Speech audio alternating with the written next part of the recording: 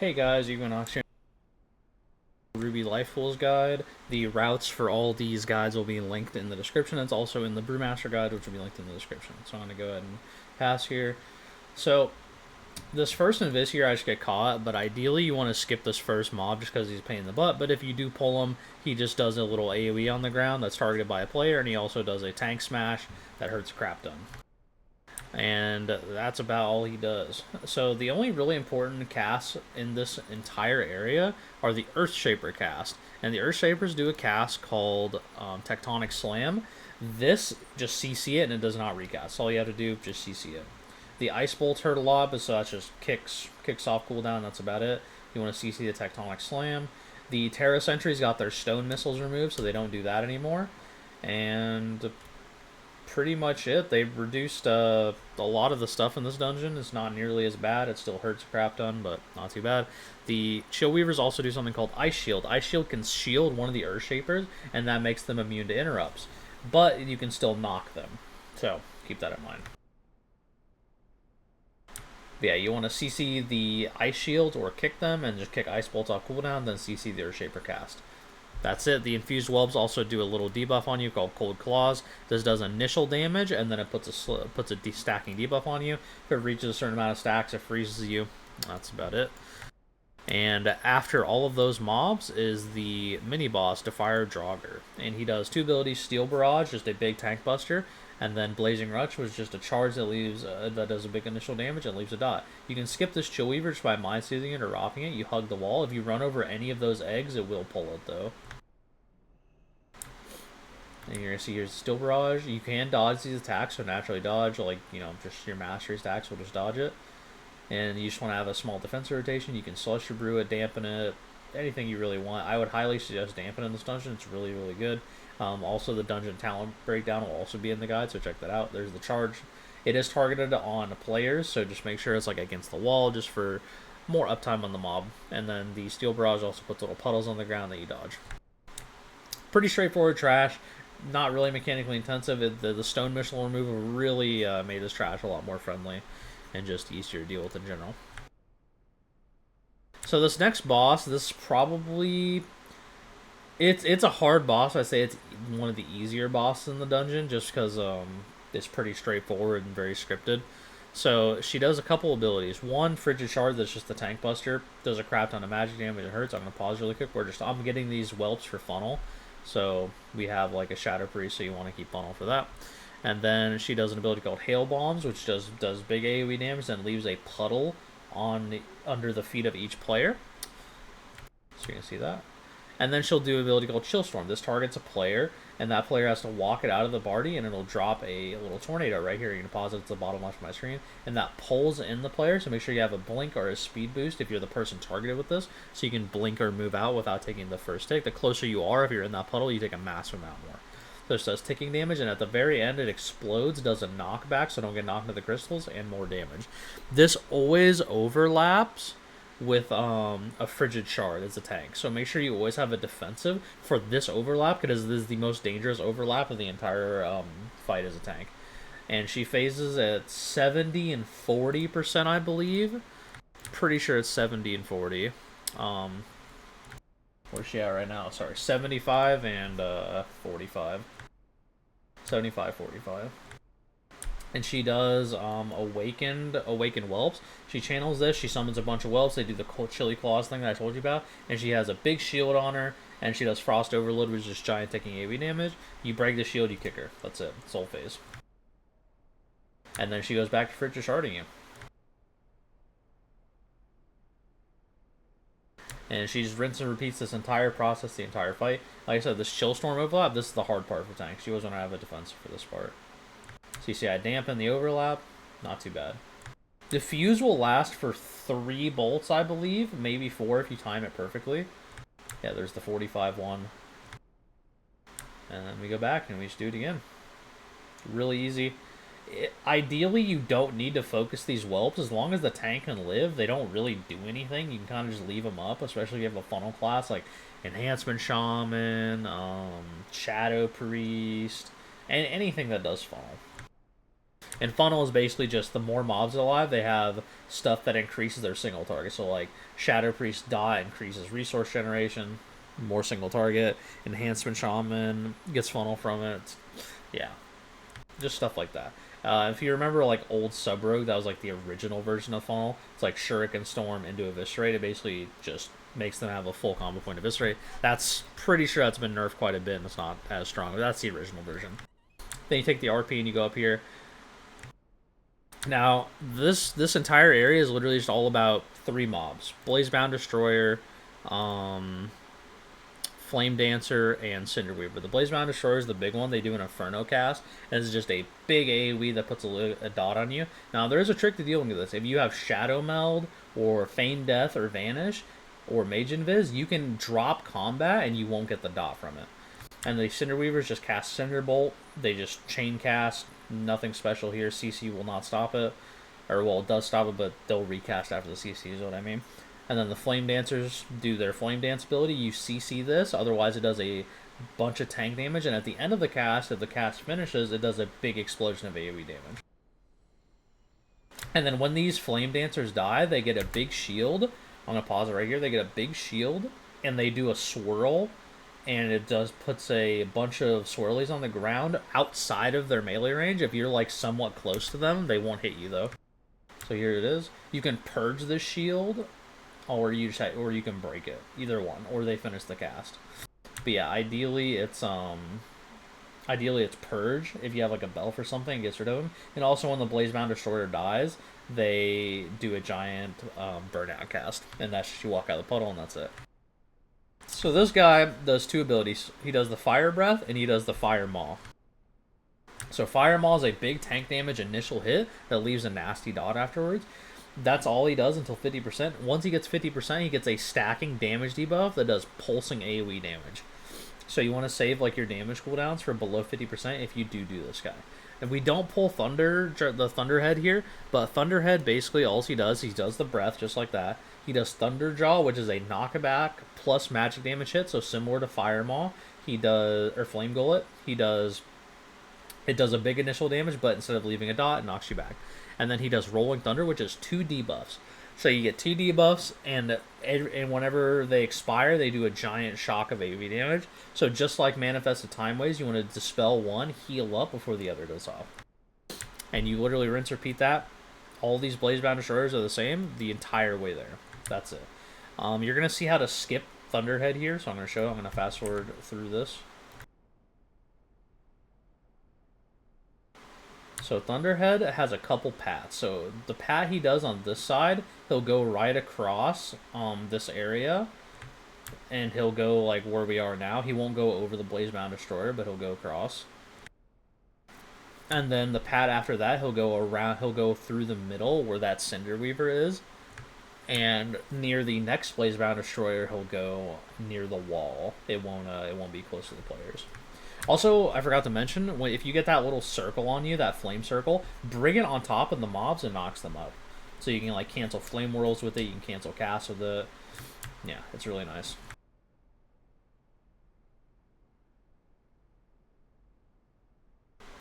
And you should repeat that. Literally all the Blazebound Destroyers, you have to kill all 4 to spawn the next boss. And we will fast forward now, go to the next boss. Skip all these. I think we have the Thunder. I'll show you the Thunderhead skip here if he's up. Yeah, so you can just walk right past him. So I'm gonna move him back. I'm gonna go back just a little bit. So say he's right here, right? You can pull these Flamelings and just hug this right wall. So you see where the bug report button is? To the right of that, you can just hug that and walk right past him. That's it. You can literally just walk right past him here. So if you're ever like in this situation where your like timer's tight, walk past him. Doesn't matter. You'll be fine.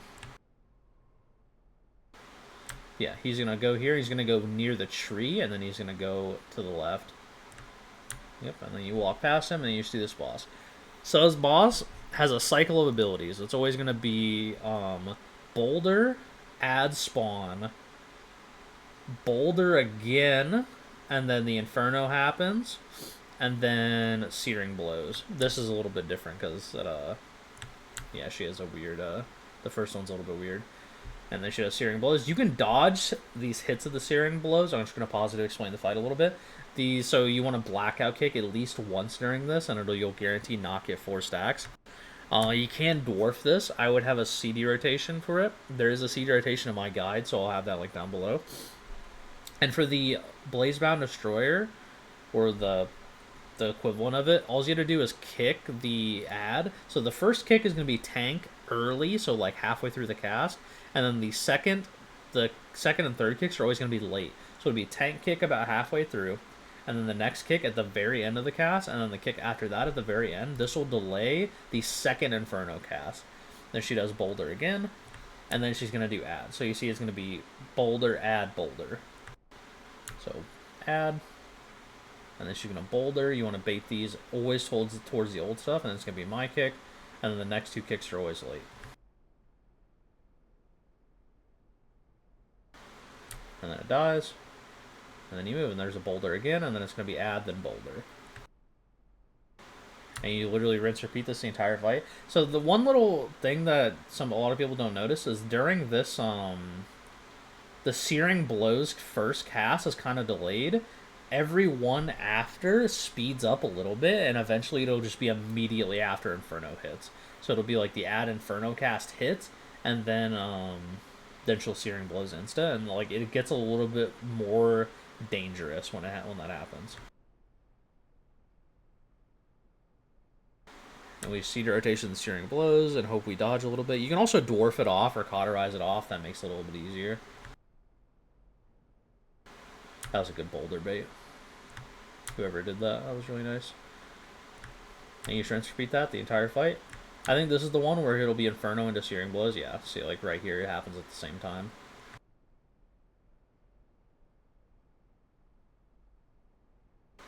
And you walk out.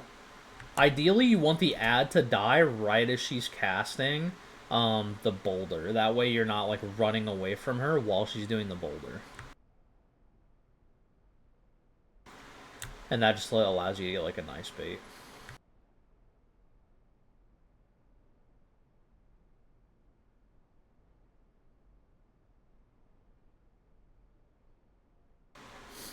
Alright, and that's it. This whole fight. It kind of got a little messy there at the end, huh? Alright, so this next area is Tempest Channelers. This next pull is going to be Tempest Channelers and Storm Warriors, and we're going to also explain these little guys. So these Primal Thunderclouds as an ability, it's just a giant shield. Mages can spell steal these and get pretty tanky. And these detonation, and whenever the shield breaks, they do a crackling detonation, and they basically just dash to the location and explode, and they die. And that's it. That's all they do. And then there's the Tempest Channeler. She does Lightning or Thunderbolt. She also summons little adds, and she does Lightning Storm. And Lightning Storm is just giant pulsing AoE damage. This isn't as hard as it was in Season 1. They reduced the frequency of the ticks, I'm pretty sure. And the Storm Warriors do an ability called Thunderclap. This hurts, so you should be playing max melee range if you're playing these melees. I'm going to pause it really quick. So whenever you're playing with the Storm Warrior, always play max melee range. Otherwise, especially during a Lightning Storm, because if you get Thunderclap during a Lightning Storm, you'll just die. Also, these Flame Channelers, they reduce the kick requirement. These are now a solo kick. I'm pretty sure in Season 1, they were 2 kicks apiece. Almost 100% sure on that. So Flash Fire, you just have 1 melee kick per, and that's it. That's all you had to do, and then everyone else kicked the Tempest Channeler. So I'm going to go ahead and play, and you'll see. I'm going to be on Skull.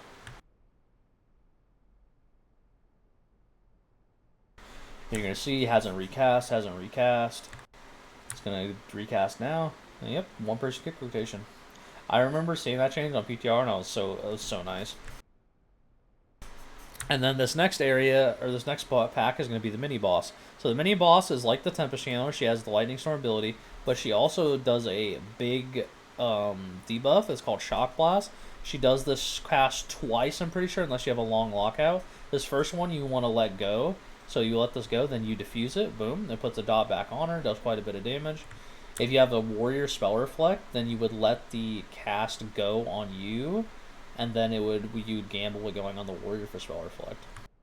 And so, also, I'm going to explain these little ads. She's going to spawn these little ads. She's going to do Tempest Shield cast.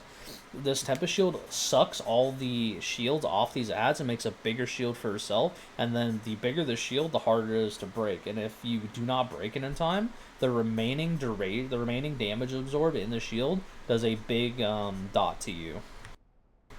So you want to break the shield. The highest damage globally you can do during the ad spawn is purging the ads. So if you have Belf, you want to Belf all the ad shields off, and that'll make it super easy.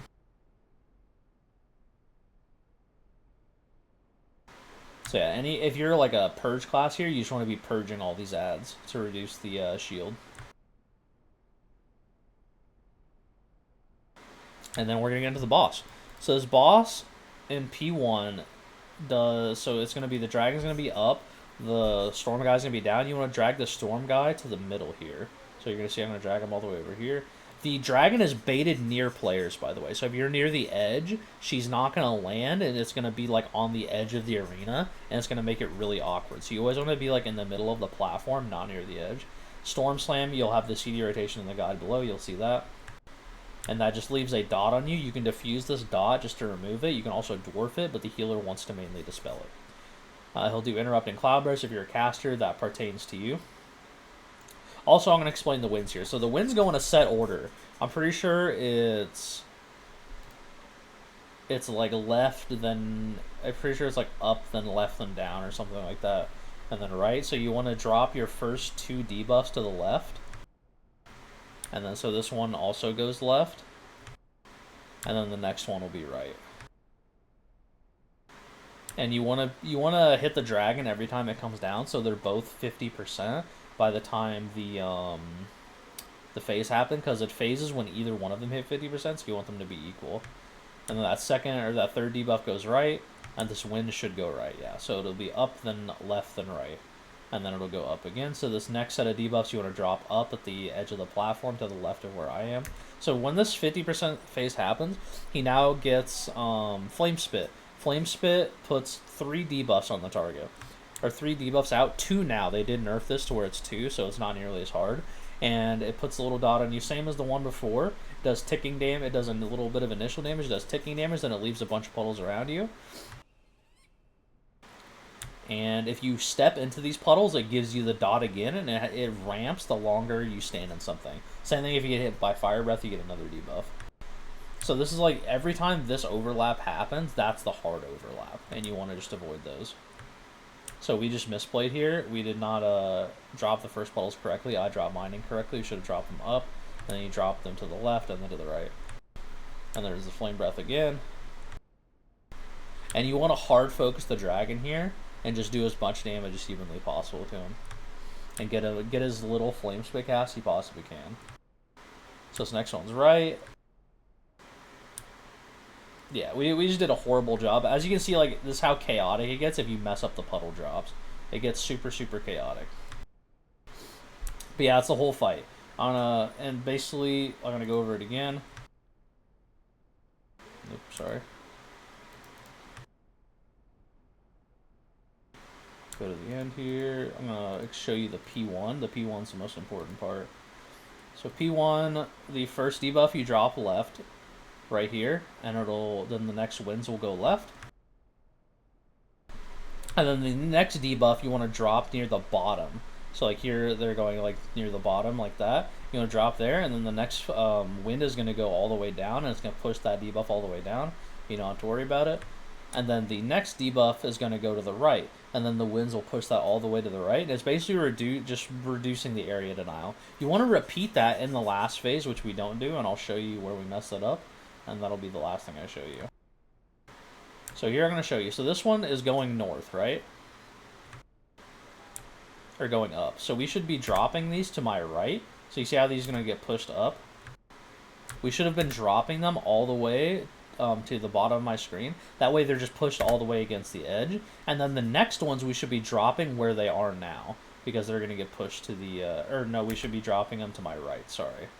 So they should be like... The first debuff should be where these drop now, like where I am now. These should be where the first ones are. And the next one should be to my right, where my boss frames are.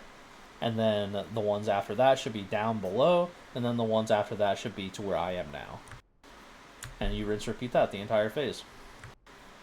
But yeah, hope you guys enjoyed the guide. Hope you learned something. Like I said, all the routes will be in the guide. All the boss defenses will be in the guide, and it'll be linked down below. And thank you for watching. Appreciate you guys. Peace out.